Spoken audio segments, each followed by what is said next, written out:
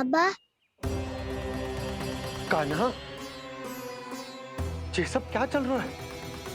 पहले काग भुसुंडी जी और फिर ये नारद जी। क्या योजना बना रहे हो तुम? कान्हा, बताना लल्ला, क्या सोच रहे तू? कान्हा देख, अगर तुझे अपने बाबा को ना बताना हो ना, तो अपने भक्त को बता दे। क्या सोच रहे हो लल्ला? क्या करने वाले हो आप?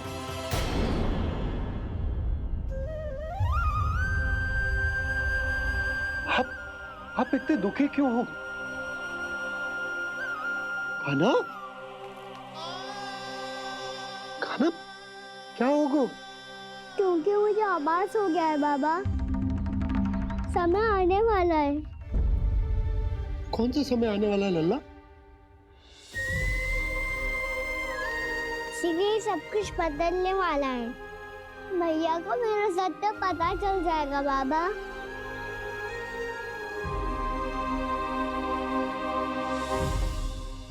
पर लल्ला, इसका काग भुसुंडी और कालिया नाग से क्या संबंध है? ऐसा क्या हुआ था और क्या होने वाला है?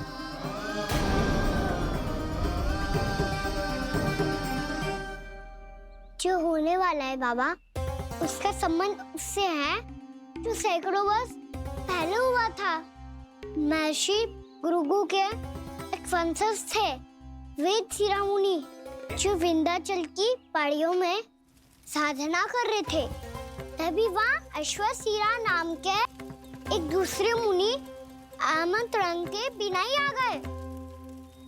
कितना सुंदर और शांतिपूर्ण आश्रम है।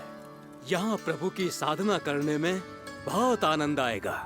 शीघ्र ही अश्वशिरा मुनि उपस्थिति के कारण होने वाले व्यवधान से बाध्य होकर वेद शिरोमणि ने अपनी आंखें खोली। कौन हो तुम और यहाँ क्या कर रहे हो? आपके आश्रम में बहुत शांति है मुनिवर। साधना करने के लिए बहुत ही उत्तम स्थान है ये। मैं चाहता हूँ कि मैं भी यहाँ। आप यहाँ साधना करना चाहते हैं, लेकिन इतना भी नहीं जानते कि किसी के आश्रम में प्रवेश करने से पहले उसकी आज्ञा लेनी चाहिए। आप ये भी नहीं जानते कि यदि कोई यज्ञ कर रहा हो तो बिना अनुमति के वहाँ प्रवेश करने से उसकी यज्ञ साधना भंग हो सकती है। आप क्या साधना करेंगे मुनि? आप तो साधना के योग्य ही नहीं हैं। इतना अपमान! एक मुनि के मुख से इतने कड़वे शब्द शोभा नहीं देते। मैं तुम्हें श्राप देता हूँ, जितनी विषैली तुम्हारी जिह्वा है उतने ही विषैले सर्प बन जाओ तुम। और ऐसा सर्प जो सांस भी ले तो निकट का वातावरण दूषित हो जाए। तुम्हारे इस दुस्साहस के लिए मैं तुम्हें श्राप देता हूँ कि तुम अभी इसी क्षण कौवा बन जाओ, और ऐसा कौवा जो कांव कांव करके अनर्गल प्रलाप करता रहे।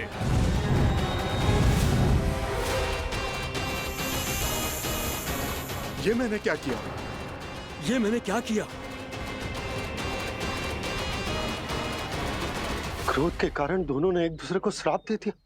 पर दोनों ही मेरे भक्त हैं, और भगवान होकर मैं अपने भक्तों को इतनी कठिनाई में कैसे देख सकता था। इसीलिए जिस संकट में उन दोनों ने अपने आप को फंसा लिया था, उसका समाधान करने में मैं उनके पास गया।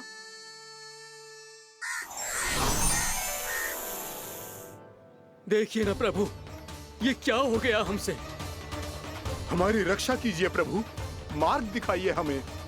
क्रोध पर नियंत्रण ना होने के कारण आप दोनों ने एक दूसरे को बहुत ही भीषण संकट में डाल दिया है। आप दोनों ही तपस्वी, तप के बल से दिए गए आपके श्राप को लौटाना भी संभव नहीं है। प्रभु, कोई तो उपाय होगा, हम आपके शरण में हैं प्रभु। अपराध तो हमसे हुआ है प्रभु, पर अब आपसे ही आशा है। कुछ ऐसा कीजिए भक्त वत्सल, जिससे हम दोनों के श्राप का प्रभाव कुछ कम हो जाए।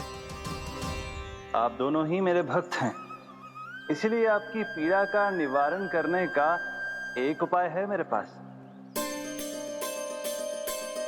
वेद शिरोमणि, जब आप कालिया नाग बनेंगे तो आपको मेरे चरणों को अपने शीश पर धारण करने का सौभाग्य मिलेगा।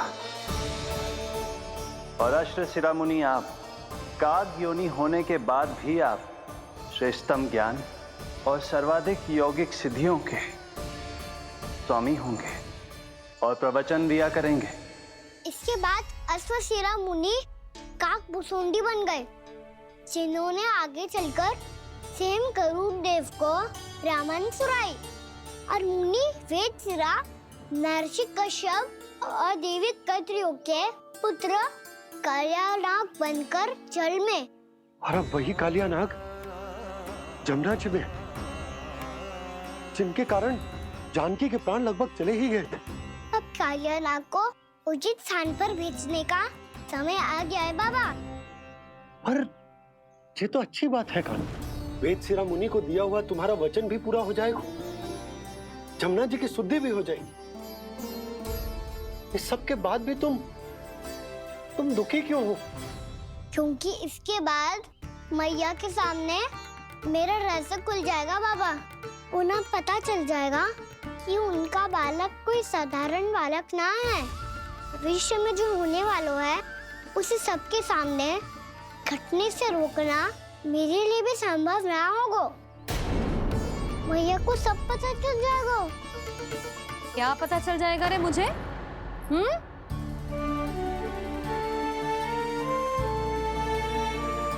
यही कि सबसे अधिक प्रेम मैं आपसे ही करता हूँ। अब बस भी कर, चलो भोजन के लिए बुलाने आई थी तुम दोनों को। भूखा थोड़े ना रहने दूंगी अपने लल्ला को, मेरा लल्ला दुर्बल हो जाएगा ना। आप खिलाओगे तो ही खाऊंगा। हाँ ठीक है, मैं ही खिलाऊंगी। अब चल, आओ जी, चल।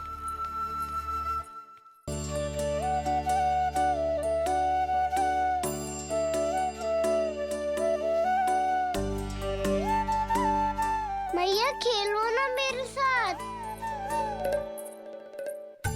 मैया सुनो ना, मेरी बात ना मानोगी? अभी बहुत कार्य पड़े लल्ला, देख जानकी को औषधि भी देने जानो है ना। औषधि मैं दे दूंगा, फिर तो खेलोगी ना आप मेरे साथ। पिछले कुछ दिनों से अपनी मैया का अधिक से अधिक प्रेम पाने का प्रयास करो है कान्हा। इसका तो एक ही अर्थ हो सकता है कि कछु बहुत बड़ो होने वालों है। कान्हा रुक जा लल्ला। कान्हा क्यों तंग कर रहा है? मैया को पहन लेना। कान्हा, कान्हा, ये क्या करो तूने?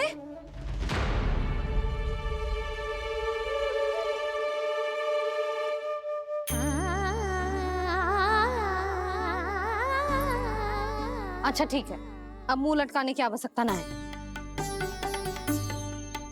ये ले।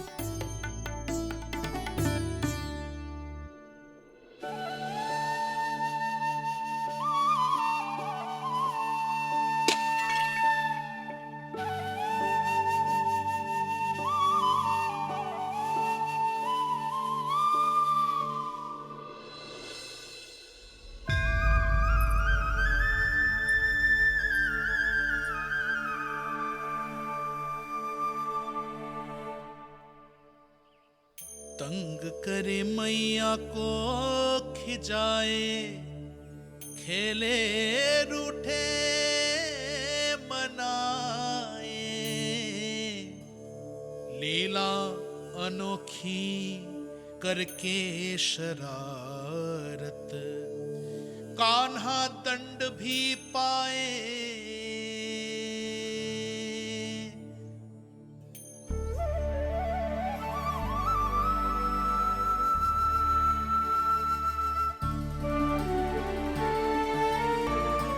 रूठना मनाना, खेलना खिलाना, पहले शरारत करके क्रोध दिलाना और फिर क्षमा मांग लेना, ये सब जानबूझकर कर रहे है कान्हा। जैसे जीवन भर के लिए अपनी मैया की ममता को अपने हृदय में समेट कर रखना चाहते हो।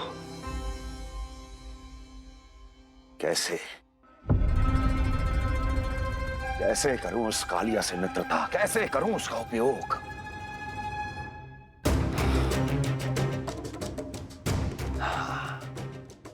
उस पर आक्रमण कर देता हूं और उसे किसी ना किसी तरह से यह विश्वास दिला देता हूं कि यह आक्रमण उस विष्णु अवतार ने किया है।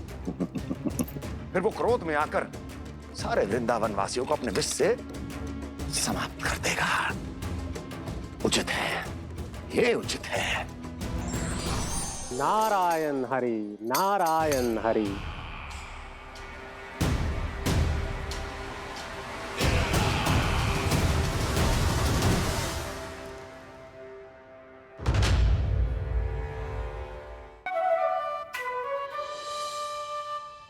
जब से कान्हा का जन्म हुआ है ना, मैं तब से देख रही हूँ, तब से हम पे कोई भी संकट आती है ना, तो अचानक से कोई अपरिचित हमारी सहायता करने आ जाते हैं और जाते समय कान्हा की आज्ञा लेके जाते हैं और कभी कभी तो इसे प्रभु बोल के जाते हैं।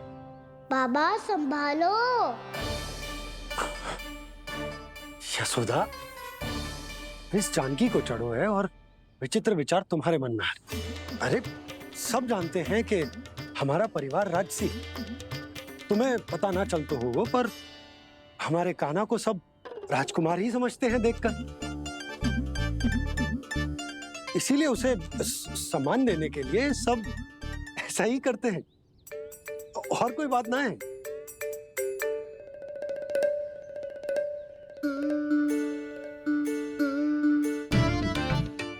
अब जी मेरे लल्ला को ऐसे क्यों घूर रहे हैं? बुरी दृष्टि लगाएंगे क्या? वैद्यराज जी, आपके सहायक तो गए, अब आप यहाँ क्यों? वो क्या है ना, मैं अपने रोगी का निरीक्षण करके पूरी तरह से संतुष्ट होकर ही जाता हूँ। तंग करे मैया को खिजाए, खेले रूठे मनाए।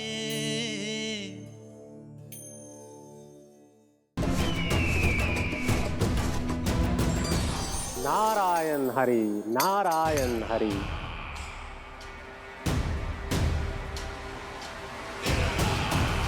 प्रणाम देवर्षि। किस योजना में कितना लाभ है और कितनी हानि, यह आंकलन करते करते थक गए होंगे मथुरा नरेश। देवर्षि, आज मेरा ध्यान कैसे आ गया आपको? आप तो सदैव ही मेरे ध्यान में रहते हैं महाराज कंस।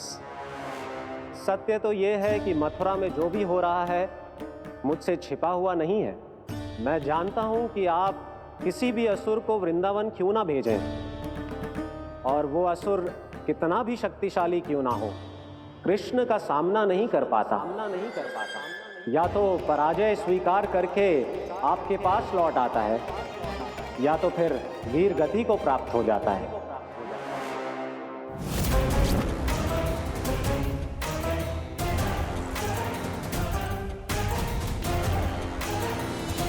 वाह, मुझे मेरी असफलताएं स्मरण कराने आए हैं, मेरे घाव को खुरेदने आए हैं, उन पे नमक छिड़कने आए हैं।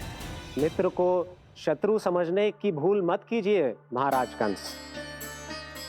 मैं तो आपकी सहायता करने आया हूं। हाँ, और मेरी सहायता। कृष्ण विष्णु अवतार है, आप विष्णु के भक्त हैं। मैं हूं विष्णु द्रोही, फिर भी तो आपके आराध्य को हानि पहुंचाना चाहता है, उसकी सहायता करना चाहते हैं आप। क्या आप निश्चित रूप से कह सकते हैं कि आप ब्रह्मांड के सभी नियमों को अच्छी तरह समझते हैं? अवश्य। आपके लिए बस इतना ही जानना पर्याप्त होगा कि मैं जो कुछ भी कर रहा हूं उसके लिए मेरे व्यक्तिगत कारण हैं। मैं तो बस आपके हित में पिछली बार की तरह एक सुझाव लेके आया था, पर यदि आप मेरा सुझाव सुनना भी नहीं चाहते तो आपकी इच्छा। नारायण हरि, नारायण हरि। कारण चाहे जो हो, इनके पिछले सुझाव के कारण ही आज मेरे शत्रुओं की संख्या कम है। अन्यथा मैं देवकी के अन्य पुत्रों को भी जीवित छोड़ देता, और आज वो सब अपने भाई के साथ मिलकर उसकी शक्ति को अनेक गुणा बढ़ा देते। ठहरिए देवऋषि।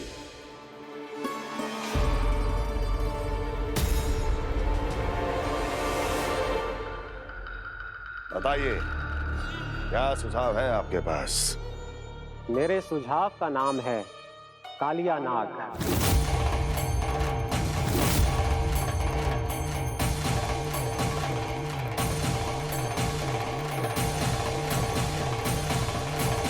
उसके विषय में मैं जानता हूं देवर्षि।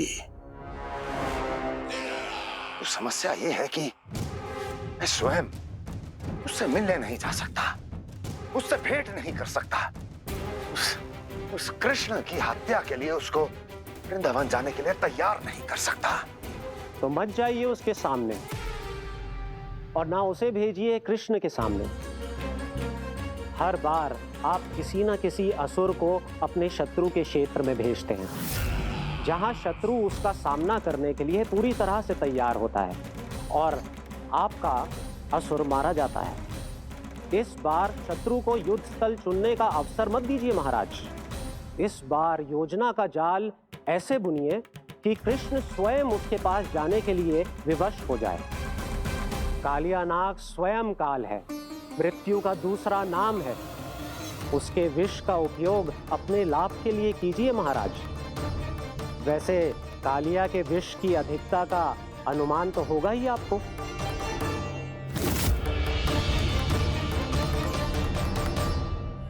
एक बार जो उसके क्षेत्र में पहुंच गया, फिर उसके विष से बचना असंभव है।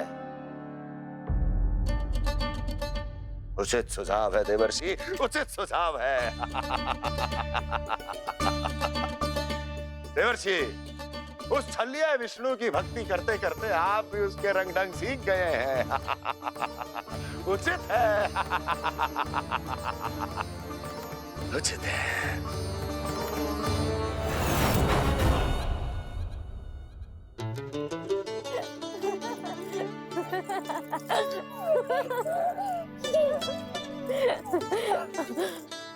बस बस, बहुत आनंद ले लियो लल्ला। बस अब दूध पी ले। ठहर ठहर, गर्म है। जी ले ले।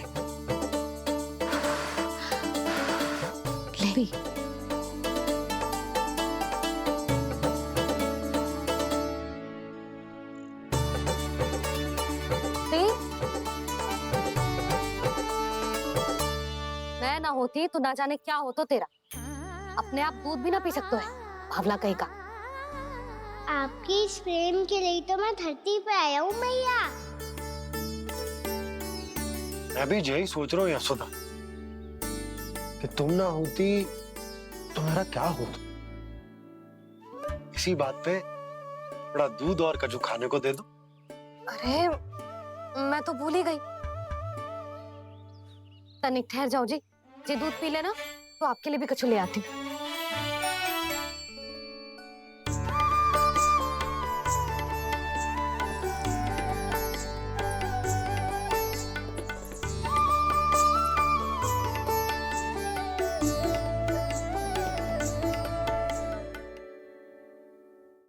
प्रणाम महाराज।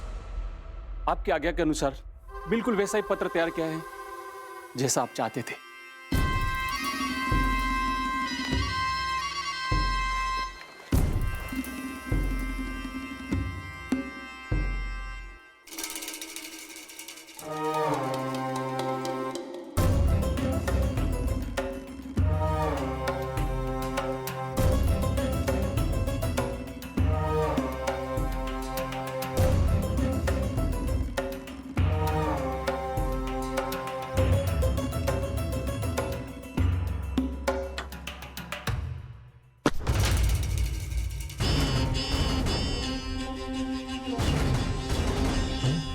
कृष्ण जन्म से लेकर आज तक ये मेरी सबसे महत्वपूर्ण योजना है।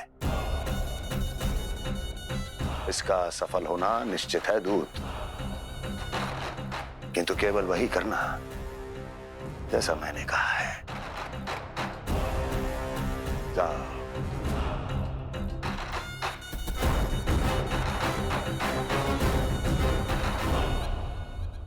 कान्हा,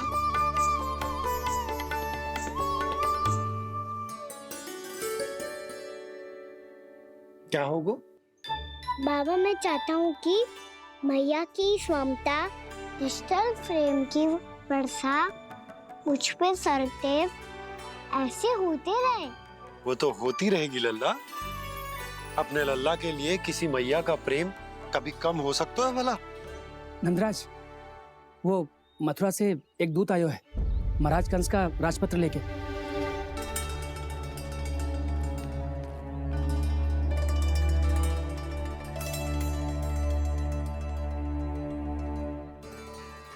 कान्हा अब क्या करने वाला है?